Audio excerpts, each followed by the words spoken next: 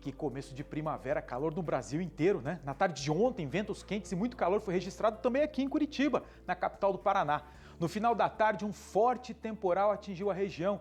Houve muita chuva, raios, olha isso aí, granizo. Essas imagens foram registradas numa cidade que fica aqui na região metropolitana de Curitiba, em Colombo. Olha o tamanho dessas pedras aí. Continuando com as notícias, ontem, no início da tarde, na região de Curitiba também, os termômetros chegaram a incríveis 33,5 graus, segundo o CIMEPAR. Foi o dia mais quente do ano. Veja como é que fica aí o tempo para a sua região nesse começo de semana.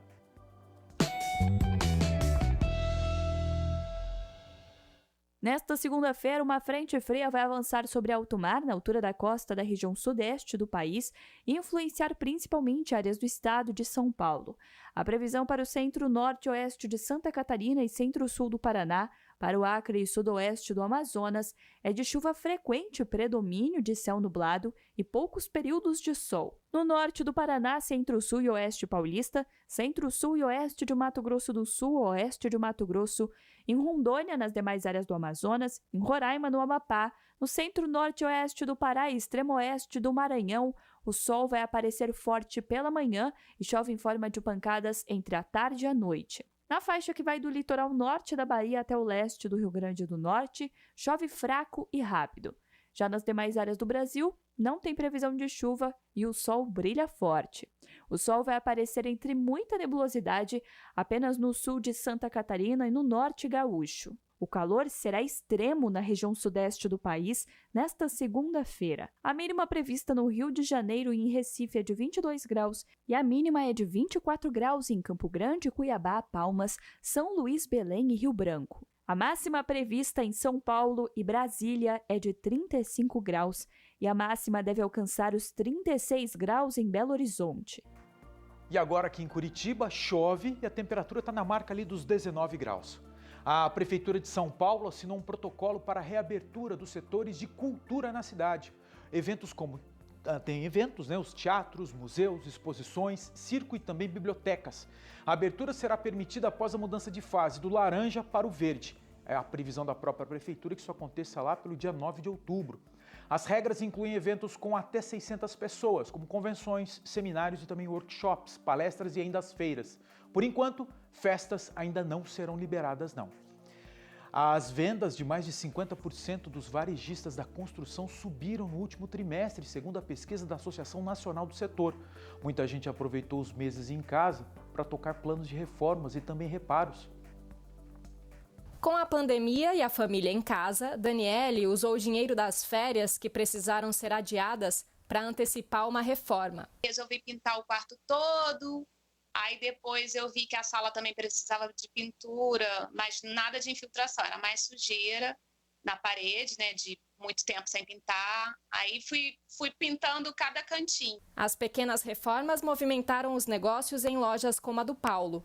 Apesar da queda no faturamento, ele conseguiu fechar as contas com esse tipo de venda. Principalmente nos itens, nesses produtos mais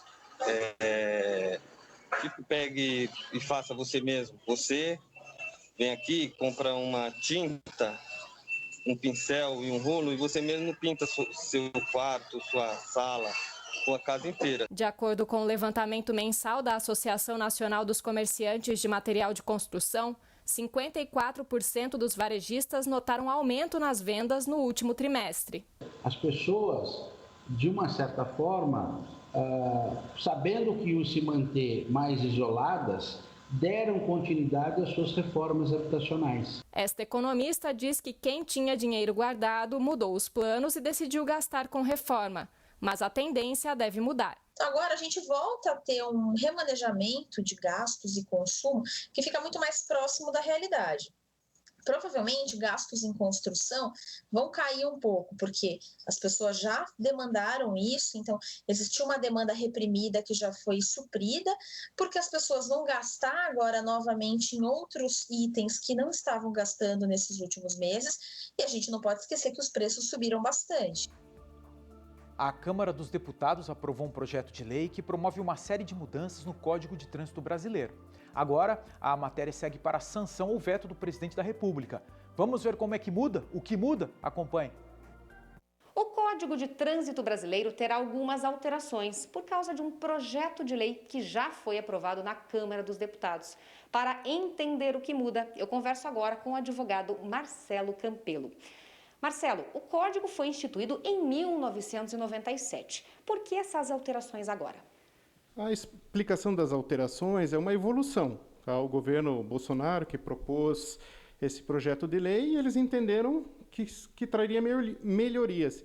E eu também acho que sim, o Código com essas mudanças vem trazer coisa boa para todos. Quais são os principais pontos de alteração? Os principais pontos são, em primeiro lugar, o aumento para 10 anos da validade do exame físico.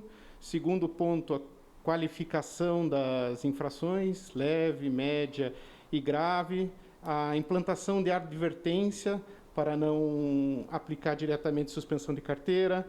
E uma mudança de caráter penal, tá? Que não permitirá mais substituir a pena em caso de homicídio e lesão corporal no trânsito. Essas alterações passam a vigorar somente após publicação em Diário Oficial? Sim, o trâmite agora sai da Câmara, vai para o presidente pode vetar ou não, publica, 180 dias para entrar em vigor.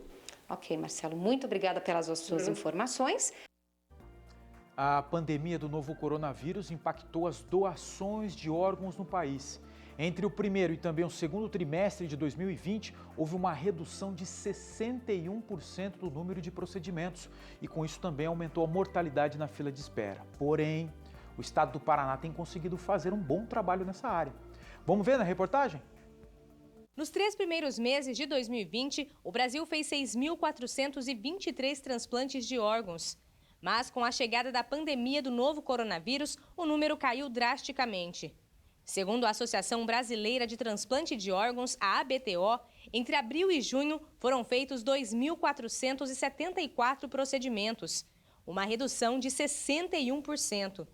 Entre os motivos que explicam este cenário estão a redução no número de acidentes por morte encefálica por trauma, dificuldade na abordagem das famílias para a autorização da doação, já que muitas não comparecem aos hospitais por medo de serem contaminadas, a ocupação dos leitos de UTI por pacientes em tratamento de Covid-19, que limita a realização de transplantes, e problemas de logística, como a diminuição no número de voos. A junção desses fatores fez com que as mortes na fila de espera aumentassem 44,5% em todo o país. Apesar das dificuldades impostas pela pandemia, uma boa notícia. No Paraná, não houve redução no número de transplantes. Ainda de acordo com a Associação Brasileira de Transplantes de Órgãos, mesmo com a pandemia, o Paraná se mantém na liderança nacional em doações. No primeiro semestre de 2020, o estado atingiu a marca de 44,1 por milhão de população. O número está acima da média nacional, que fechou em 15,8. Com a pandemia, nós tínhamos uma ideia de não tínhamos a ideia de como seria a doação de órgãos nesse período, mas não houve queda. Nós temos mantido os números desde março. Na região de Maringá, no noroeste do estado, de janeiro até o dia 9 de setembro, foram feitas 81 doações. Os resultados são reflexo de um trabalho incansável, que precisou se adaptar rapidamente com a pandemia, inclusive para eliminar os riscos de contaminação pelo novo coronavírus. Nós temos feito os testes sorológicos que já eram feitos anteriormente e testado os pacientes para a Covid-19. Assim a gente descarta qualquer perigo para o receptor e nós temos feito todo o esforço para manter os números também, Inclusive visitando as famílias para fazer entrevistas.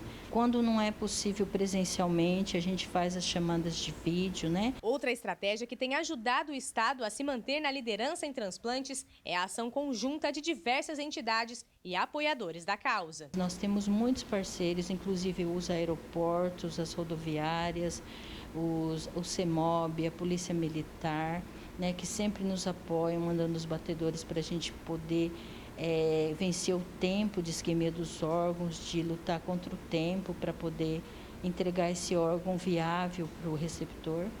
Nós temos muitas pessoas da comunidade envolvidas na divulgação, E nós também temos que agradecer sempre ao familiar que no momento de extrema fragilidade é capaz de um ato de amor ao próximo, de generosidade extrema,